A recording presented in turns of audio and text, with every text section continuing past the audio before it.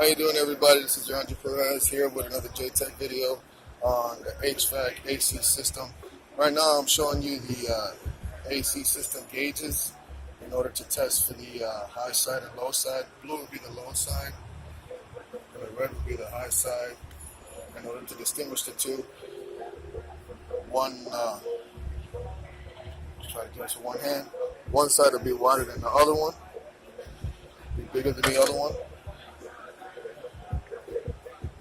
This one will be the smaller one.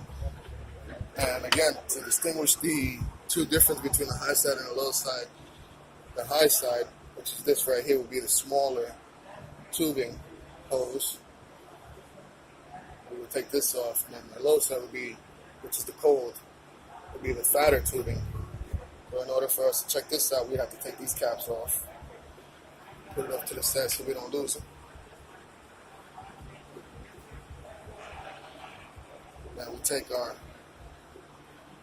low, put it in, clamp it down, take the high, do the same thing. Then we open it up a little bit. Not too much.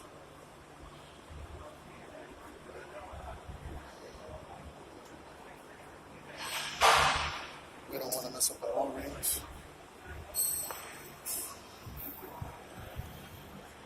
Not that easy to do it with one hand. And we're going to wait for the gauge to move. That's when we stop. So right now the car hasn't been running for a decent while. We got the AC compressor down there. Don't know if you can see it. This is it, what I'm touching right now. The clutch on the AC compressor is broken in this car, so we can't really run any more that much test. But as you can see, we want it to be from 25 to 35 on this side, and we want it to be no more than 150 to 250 on this side on the readings. Which again, it's not going to be reading correctly because the AC system in this car is not working properly. And once we do that, we check it, and then if we want to add Freon, maybe a line's connected here, and we connect it that way and add Freon.